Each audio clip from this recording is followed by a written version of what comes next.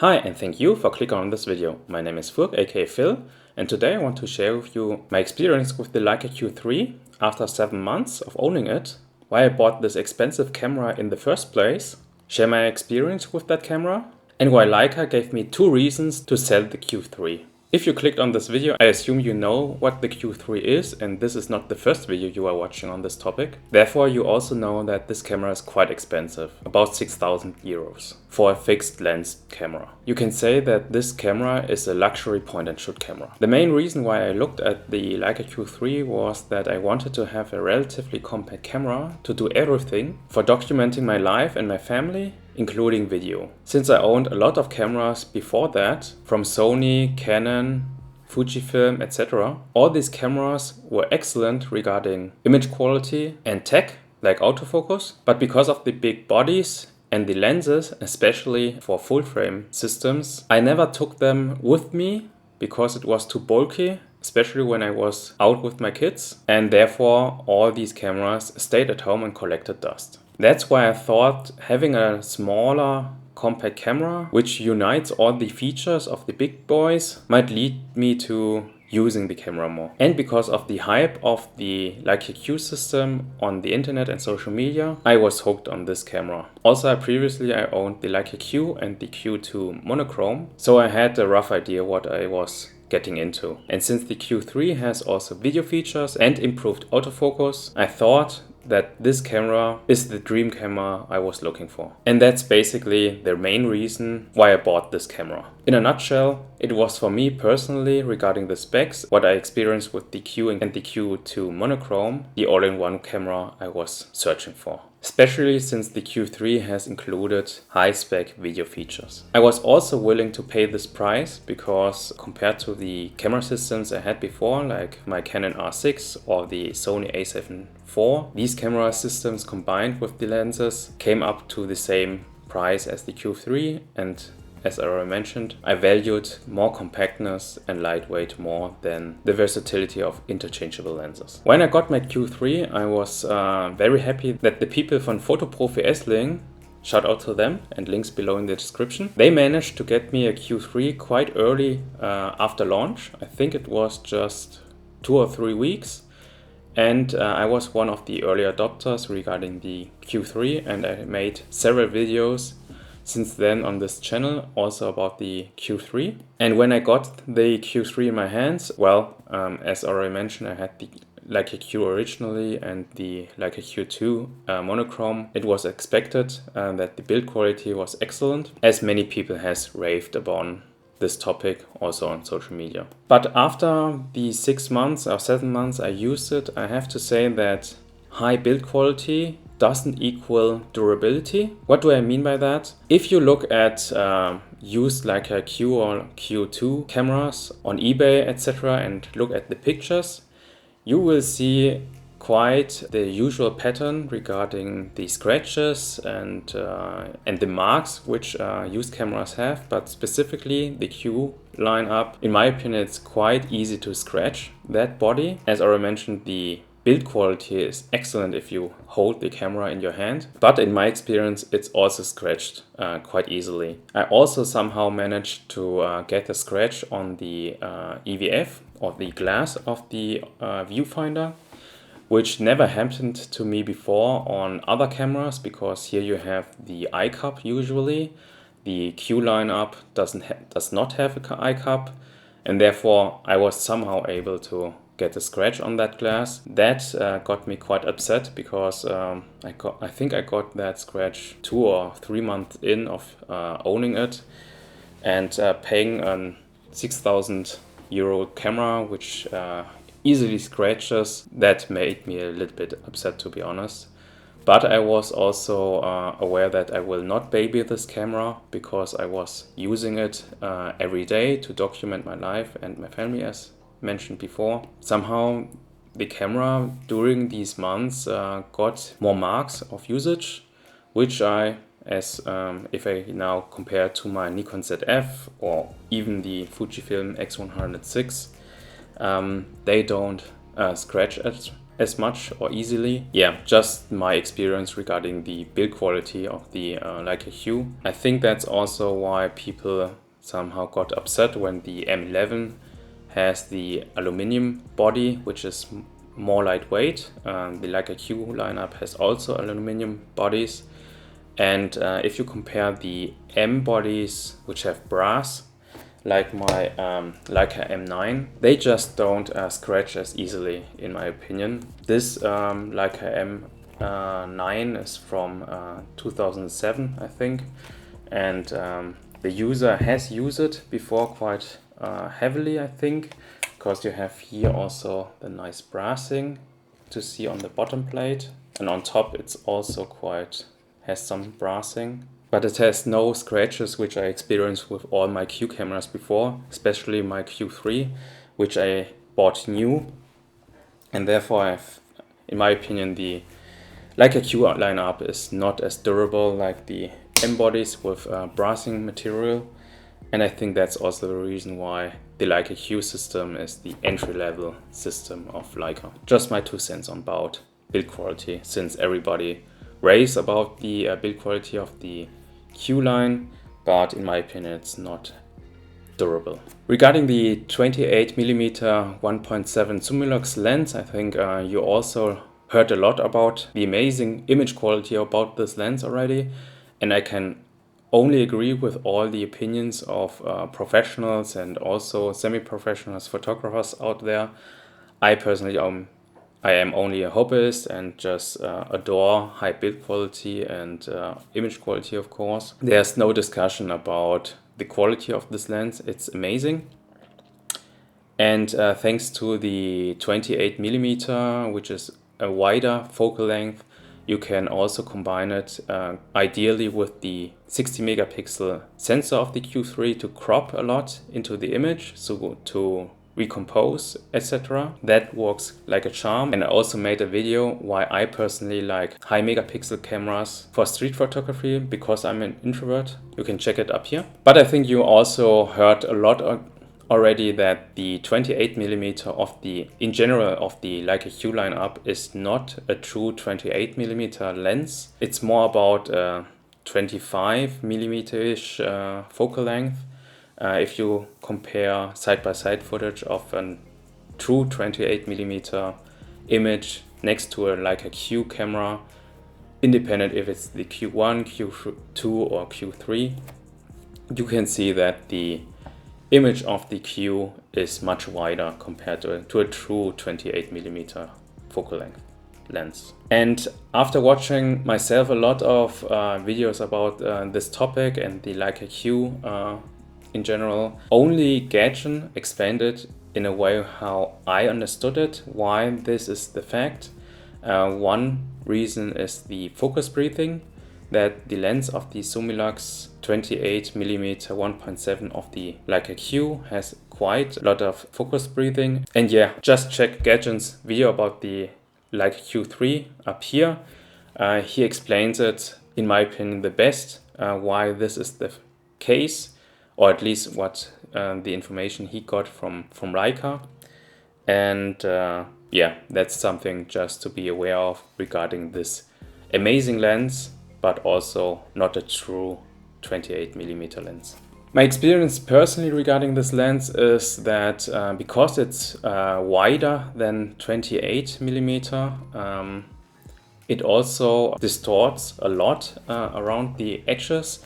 And for my personal work and documentation of my family, I had to be quite careful to, basically how do I compose my images. I can't just quickly snap a photo of my wife or my kids, because of my wife I had a lot of comments why certain parts of her looked bigger than in real life. And that was just because I composed the image poorly, so the distortion came into play. So that's something to be aware of if you want to take portraits, especially with the Leica Q system, that this lens distorts quite a lot around the edges, as I mentioned, and you need to step back more and crop in later to get a traditional portrait image, so to say. That's a little bit one of the downsides for my personal work, that I had to be quite careful how I compose the images to avoid the distortion. As I mentioned in the beginning, one of the big reasons why I got the Leica Q3 is also the improved autofocus. The Leica Q1 and Q2 had only a contrast detect autofocus. The Leica Q3 is the first Leica camera which has phase detect autofocus. And since Leica has a cooperation with Panasonic Lumix, I was quite excited regarding the autofocus because 1 year previously, before the Q3 launched, Lumix launched the S5 II, which has the phase autofocus in place, and all the reviews online regarding this camera were quite positive regarding autofocus. Sure, it was not on the same level like Sony or Canon, but still the autofocus was quite spot on, and that's what I was hoping for regarding the Leica Q3.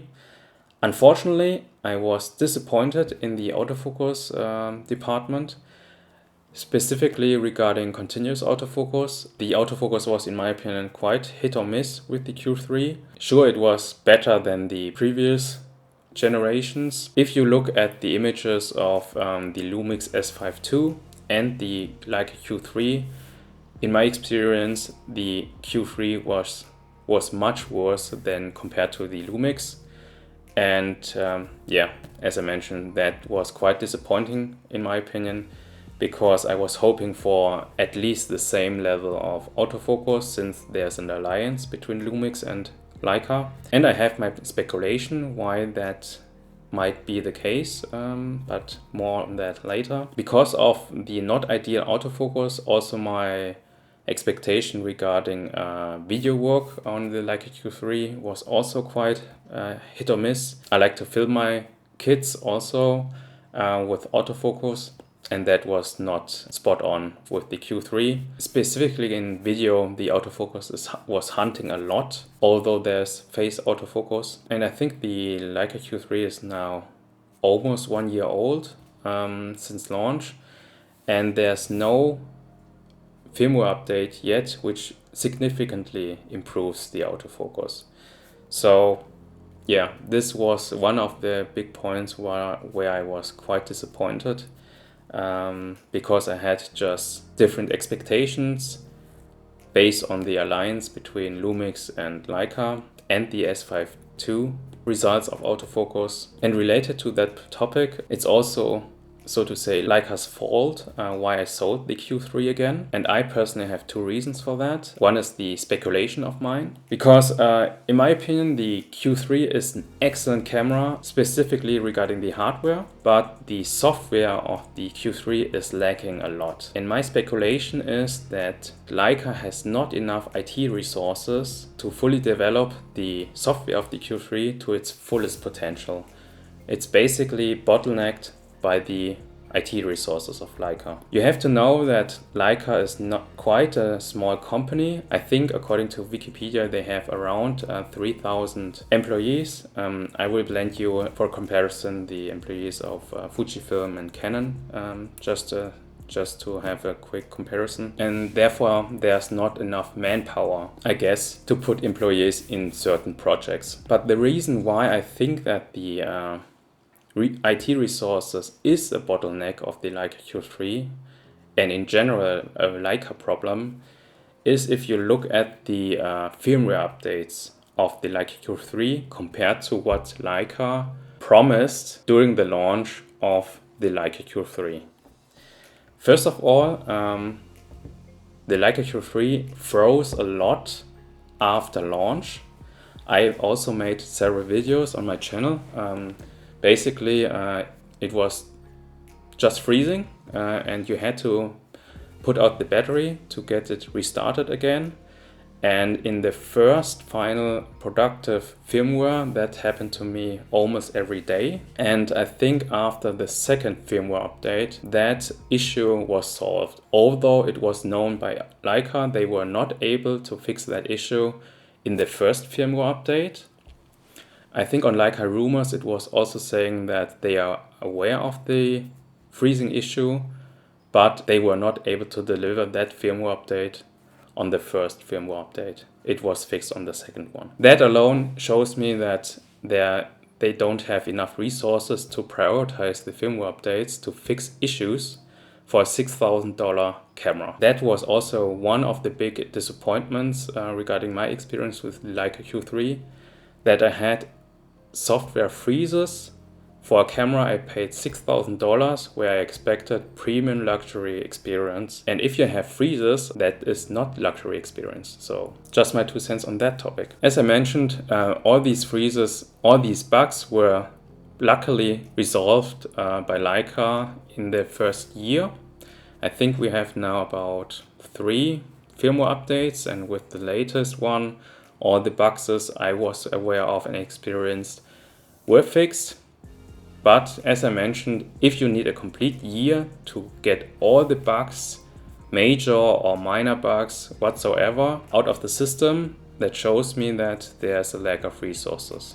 Based on the bugs of the Leica Q3, it also shows that the features Leica promised for the Leica Q3 were not prioritized because bugs are more prioritized compared to features. A great example is the USB-C port. A lot of people has complained that the Leica Q3 has excellent video specs.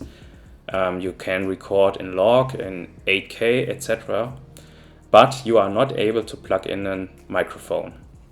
And on launch day, a lot of YouTubers has reported that Leica promised that they will implement a firmware update to unlock the USB-C port to support microphones. We are now 1 year in of the Leica Q3 and you still don't see that firmware update to support the mic. And that proves again, for me personally, the point that Leica has not enough resources to prioritize also features and roll them out to the customers. Another example for that topic is, in my opinion, the Leica Lux. Leica has promoted that quite heavily regarding the launch of the Leica Q3, because the Leica Lux are exclusively for the Leica Q3. And I think that's also somehow a small sidestep against Fujifilm to compete with the Fujifilm recipes and film simulations. And if I may remember correctly, they also promised that with future iterations of firmware, there will be also future Leica Lux. But until today, we also only have the Leica Lux, which were released on launch day. Nothing has happened since then regarding the Leica Lux topic. Here fans also speculated that Leica might enable us to customize the profiles more in detail, perhaps via the Leica app, because that is an excellent app experience. No camera manufacturer can reach that experience in my opinion. But until today, also here, no future features or anything. If you also look at the roadmap of Leica since the Q3, they also had the M11P to launch and the SL3. Again, 2 more products during this time where resources were, I guess, quite restricted and needed prioritization on the side of Leica. Yeah, that's just my 2 cents regarding my personal speculations regarding the resources on Leica side. If you look at the M11 launch, that was quite also a disaster in my opinion, because a lot of people has reported that their M11 has bricked or had issues. And the M11 also is a very expensive camera, around 9,000 euros body only. And if you get that kind of experience for that price, again, not acceptable in my opinion. But it just shows me that the software department of Leica is not able to get rid of these kind of issues before the launch of their new cameras. Great hardware on Leica side, and awful software experience in my opinion during launch. Luckily, Leica has a track record that they fix everything and support their products also quite long over years with firmware updates. Like the Leica Q2, it has shown there was a firmware update right before or after the Leica Q3. It just shows that Leica cares about their products, but as mentioned this several times, they don't have the resources to push everything. They need to prioritize, and therefore here and there firmware updates get push or pulled regarding release date. But at least if you are a Leica customer, you can rely on Leica to support your product along the line. The second reason why Leica made me sell my Q3 is basically the Leica M system. I have created a video about this topic, that the Leica Q3 is basically the gateway into the Leica universe. If you enter it via the Q system, there are two ways. You can go to the SL route or the M system route. If you are a fan of the raw experience with manual focus, you gravitate to the M system, which happened to me with my Leica M9 and the Leica M6, digital and analog. And in the beginning I was quite skeptical that why anyone would like to do manual focus in these modern days. But after trying the M system, I got hooked. And if you are an M shooter or have Leica cameras or experienced them, you might understand what I'm saying. And yes, the M system of Leica just fulfills my needs of manual control and tactile experience. The Leica Q3 is supposed to be the all-in-one camera for me, but because of the issues I mentioned in this video, it was not the case. And regarding autofocus specifically, I have bought myself last year the Nikon ZF, which is filming me right now, which does an excellent job regarding autofocus and also video work. As I mentioned, it's filming me and it's a big part of my YouTube channel to produce these videos. And therefore I was covered regarding the autofocus side with the Nikon ZF. And lately I also got this Fujifilm X100VI, which is more compact, also a digital autofocus system with high megapixel. And therefore it didn't make sense for me to have the Leica Q3 also sitting in my shelf, so to say. And that concluded why I personally sold my Q3, because I'm quite equipped, I guess, with all these cameras for all my needs. Digital M and analog M for the tactile experience. Small and compact autofocus camera is the Fujifilm X100VI. If I want to go full frame with interchangeable lenses and tactile feel, I have the Nikon ZF. So quite covered in that regard. Do I miss my Leica Q3? And although I just provided you the reasons why I sold it and it makes sense to me to sell it, I do miss the Leica Q3 somehow now that it's gone. The main reasons are the files. Lately my kids are more grown up. The big one is now, she's 3, the little one is now 1 years old. I have a little bit more time in the evening to look through my photos and edit them. And when I now go through my Q3 files and want to edit them, I now realize that these files are quite easy to edit, to make it more pop with small adjustments in Lightroom. And also the dynamic range is just amazing. You saw also a lot of videos of the M11 and Q3s of other channels which are showing you that case. You can pull out the shadows quite easily of these files. I heavily noticed that because lately I am shoot a lot with my Leica M9, and this digital M9 you have to treat it like an film camera basically. I don't go above ISO 800. You can't recover a lot regarding the details because the dynamic range is quite little on the Leica M9. And if I compare it to the Q3 files, it's just a different dimension. Also, I think sometimes I have like a look experience when I go through my files, but maybe it's just a placebo effect on me personally that I see that like a look compared to my Nikon ZF and the Fujifilm, but take that for what it's worth. That being said, the Leica Q3, it's just an amazing camera. If you have it or have the chance to get one, I think you will enjoy this camera, but you have to also manage your expectations and know what you want to shoot, because you might also run in situations where the Leica Q3 for that price will disappoint you. And if the disappointments overweigh your experience, you won't have fun with that, and that would be a pity based on this price tag.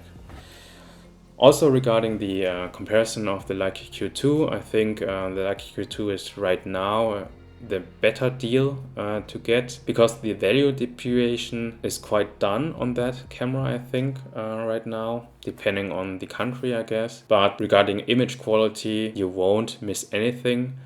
You have a high resolution sensor in that camera also. At the current state, the autofocus is not much worse compared to the Q3, because the Q3 is lacking software updates regarding the face autofocus, and you have the same lens on both bodies. The only thing which you don't have on the Q2, which is an update on the Q3, is the tilt screen, like the tilt screen on the X100 lineup. Unfortunately, it's not flush to the body on the Q3. A lot of people say that's a design flaw of the Q3. They should have not implemented the tilt screen. I personally don't care. I like to use the tilt screen to shoot from the hip, shown on some of my POV videos on the Q3. And with the high megapixel count, you can also easily recompose in post. That being said, although I have a lot of cameras, as I already mentioned, and sold my Q3, I might get weak again if I see any good deal on the Q3. I'm close with the guys at Fotoprofi Essling. Shout out again to you guys. Hi. If they have something in stock and to give me a special price, as I mentioned, I might get weak again. But I think it's also just one factor that if you have lost something, you want it back. I feel it like something like that regarding the Q3. Regarding the future of the Q3, I hope that the issues regarding software will be fixed and also more features added. And I think Leica will provide this in the future. Let's see when they have resources to prioritize the Q3 more compared to the other cameras in their lineup, also compared to the next releases. If you look at the roadmap, the next release might be the Leica Q3 monochrome and also the Leica Q3 Reporter Edition. Perhaps in that realm we will see new features also provided via firmware update to the Q3. Let's see what will happen. Alright, I talked a lot and had a big rant on the Q3 in this video, so if you're still watching until this point, big thanks to you for your time watching. You are the one who deserves the like. And if you want to support my small little channel, you can check the affiliate links below in the description, or buy me a coffee, also link in the description. And if you want to see more videos of my channel, just click on one of these, which YouTube suggests to you, and have a nice day.